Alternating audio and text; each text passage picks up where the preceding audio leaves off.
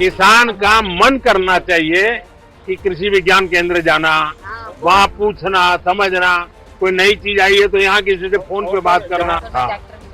ಪ್ರಧಾನಿ ನರೇಂದ್ರ ಮೋದಿಯವರು ಭಾನುವಾರ ನವದೆಹಲಿಯ ಭಾರತೀಯ ಕೃಷಿ ಸಂಶೋಧನಾ ಸಂಸ್ಥೆಯಲ್ಲಿ ರೈತರ ಜೊತೆ ಸಂವಾದ ನಡೆಸುವಾಗ ಭಾರೀ ಮಳೆಯ ಟೈಮ್ನಲ್ಲಿ ಛತ್ರಿಯನ್ನ ಹಿಡಿದು ರೈತರೊಂದಿಗೆ ಸಂವಾದ ನಡೆಸಿದ್ದು ಆ ವಿಡಿಯೋ ಈಗ ವೈರಲ್ ಆಗ್ತಾ ಇದೆ. ಮಳೆಯಿಂದಾಗಿ ಕಾರ್ಯಕ್ರಮವನ್ನ ರದ್ದುಗೊಳಿಸಬೇಕು ಅಂತ ಅಧಿಕಾರಿಗಳು ಹೇಳಿದ್ರೂ ಕೂಡ ಪ್ರಧಾನಿಯವರೇ ಇರ್ಲಿ ಈ ಕಾರ್ಯಕ್ರಮವನ್ನ ಮುಂದುವರಿಸೋಣ ಅಂತ ಹೇಳಿದ್ದಾರೆ. ರೈತರು ಮಾತನಾಡಬೇಕಾದ್ರೆ ಛತ್ರಿಗಳನ್ನ ಹಿಡಿಯೋದಕ್ಕೂ ಕೂಡ ಮುಂದಾಗಿದ್ದಾರೆ. ಈ ಸಂದರ್ಭದಲ್ಲಿ ಪ್ರಧಾನಿ ಮೋದಿಯವರು 109 ಹೆಚ್ಚಿನ ಇಳುವರಿ, ಹವಾಮಾನ ಸ್ಥಿತಿಸ್ಥಾಪಕ ಮತ್ತು ಜೈವಿಕ ಬಲವರ್ಧಿತ ಬೆಳೆ ಪ್ರಭೇದಗಳನ್ನು ಬಿಡುಗಡೆ ಮಾಡಿದ್ರು. ಇದು ದೇಶದ ಕೃಷಿ ನಾವೀನ್ಯತೆಯಲ್ಲಿ ಮಹತ್ವದ ಮೈಲುಗಲ್ಲನ್ನ ಸೂಚಿಸುತ್ತೆ. ರೈತರಲ್ಲಿ ನೈಸರ್ಗಿಕ ಕೃಷಿ ಹೆಚ್ಚುತ್ತಾ ಇರೋ ಅಳವಡಿಕೆಯನ್ನ ಅವರು ಒತ್ತಿ ಹೇಳಿದ್ರು. ಹಾಗೆ ಕೀಟನಾಶಕಗಳ ಬಳಕೆಯನ್ನ ಕಮ್ಮಿ ಮಾಡೋದಕ್ಕೆ ಅವರ ಪ್ರಜ್ಞಾಪೂರ್ವಕ ಪ್ರಯತ್ನಗಳು ಹಾಗೆ ಪರಿಸರ ಸುಸ್ಥಿರತೆಯ ಬಗ್ಗೆ ಅವರ ಜವಾಬ್ದಾರಿಯನ್ನ ಎತ್ತಿ ತೋರಿಸಿದ್ರು. ಜೊತೆಗೆ ಅಲ್ಲಿನ ರೈತರ ಜೊತೆ ಸಂವಾದವನ್ನು ಕೂಡ ನಡೆಸಿದ್ರು. ಅಲ್ಲಿದ್ದಂತ ಕೆಲವು ರೈತರು ಪ್ರಧಾನಿಯವರ ಜೊತೆ ಕೃಷಿ ಪದ್ಧತಿಗಳ ಬಗ್ಗೆ, ಅಳವಡಿಸಿಕೊಂಡಿರೋ ಕ್ರಮಗಳ ಬಗ್ಗೆ ಹಾಗೆ ಕೆಲವೊಂದಿಷ್ಟು ಸಮಸ್ಯೆಗಳ ಬಗ್ಗೆ ಮೋದಿಯವರ ಹತ್ರ ನಿಂತು ಮಾತನಾಡಿದರು.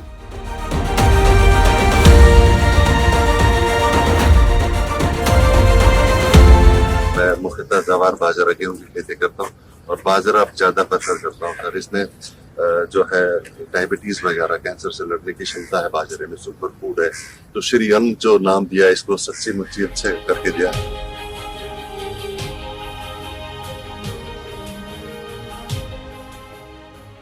पहले जब ऐसी कोई वैरायटी आती थी और सुनते थे तो स्वीकार कर लेते थे कि कोई बगल वाला खेत वाला करे, जरा पहले दूर से देखे यार ठीक हो रहा नहीं रहा, फिर हम करें क्या। नहीं सर, ज्यादातर तो यही प्रॉब्लम है।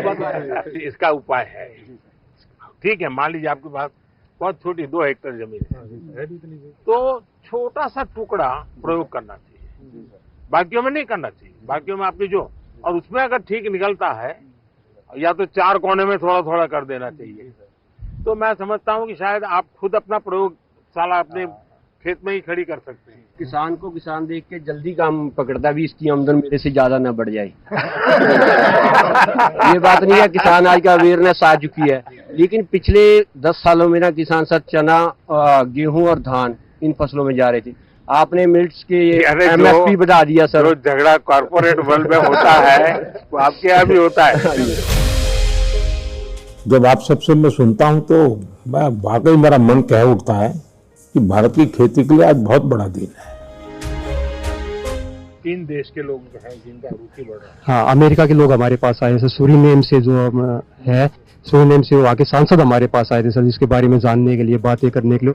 जो जैसे किसान भाई हैं, पहले सर सभी बाजरा, रागी वगैरह काफी वर्षों पहले सभी करते थे और स्वस्थ भी रहते थे सर। इतनी बीमारियां जो आजकल हो गई हैं तो ये बीमारियां भी नहीं थी। तो सर मिलेट्स खाना पहले नंबर पे तो सर स्वास्थ्य के लिए बहुत लाभकारी है। किसानों को सर इससे लाभ भी हो रहा है क्योंकि उन्हें जो है पैसा भी ज्यादा मिल रहा है सर।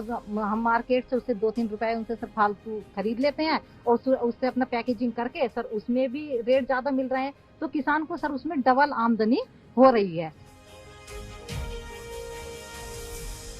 लाल बहादुर शास्त्री जी के जय जवान जय किसान को तो हमने बहुत सुना है, अटल जी ने उसमें जय विज्ञान भी जोड़ दिया था, लेकिन आज का युग बदल गया है। इसलिए मैंने तो कहा भाई जय जवान जय किसान जय विज्ञान और सबसे महत्वपूर्ण जय अनुसंधान।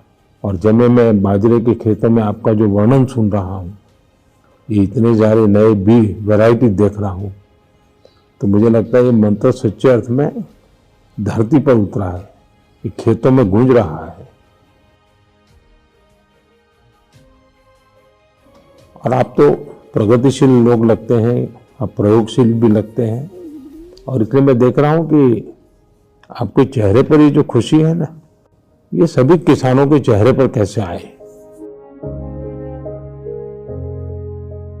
ये जो 11 किस्में हैं आपके सुझाव के, आपने 18-19 में हमें सुझाव दिया था कि अंडर यूटिलाइज्ड क्रॉप्स को हमें मेन स्ट्रीम करना है। हमने तब से अनुसंधान शुरू किया और ये 11 वैरायटी जो है हमने इसकी निकाली है। लैब में काम करने वाले और लैंड पे काम करने वालों का ये नाता, यही तो सबसे बड़ी ताकत है। देखिए, किसानों वैज्ञानिकों ने आपसे जो सुना जाना, उसके आधार पर जो सोच की, उसी में से तो नई नई वैरायटीज आ रही है। और आपके चेहरे से लग रहा है आपको तो बहुत अच्छा लगता होगा। भाई किसान लोग बताइए, नई नई वैरायटी होती है, आप लोगों को कैसा लगता है? हाँ, आइए किसान मेरे अंडर आ जाए इस खाते में। भारत सरकार की स्कीम आई थी मेरा गांव मेरा गौरव। हाँ, तो मेरे भी गांव का क्लस्टर IRA ने अडॉप्ट किया था। हाँ, तो उसमें हर सोमवार को हमने एक दिन तय किया था कि फार्म स्कूल चलेगा, कोई ना कोई साइंटिस्ट यहाँ से आता था।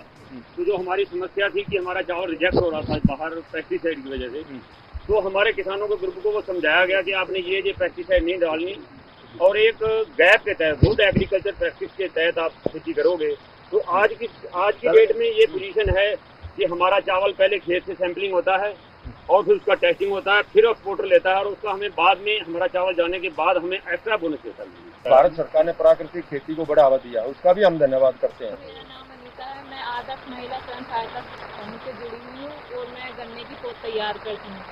तो जो अपना रोगग्रस्त गन्ना होता है उसे अलग कर देते हैं, उसको अच्छे गन्ना निकाल के उसकी नस्ल बना करके सबको मालूम है कि आपका रोग मुक्त गन्ना का बीज है।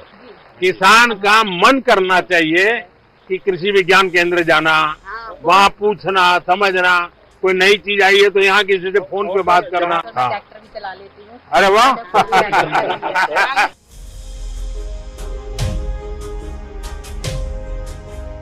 किसान सम्मान निधि है, इसका तो कहना ही क्या है। वो और तो सिंचाई से भी तो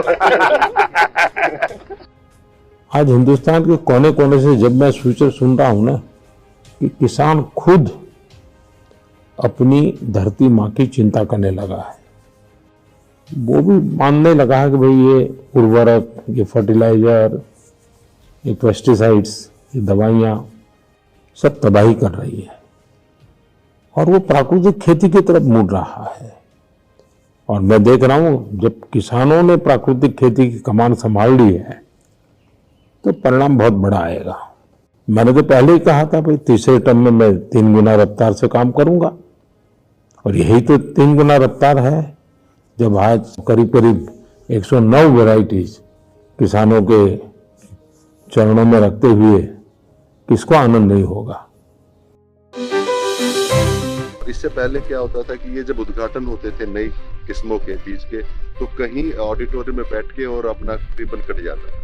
पहली बार हुआ किसान बुलाए और किसानों से पूछा, मुझे यकीन नहीं था कि वो इतना डीपली जाके पूछेंगे। उन्होंने बहुत अच्छी अच्छी बातें पूछी।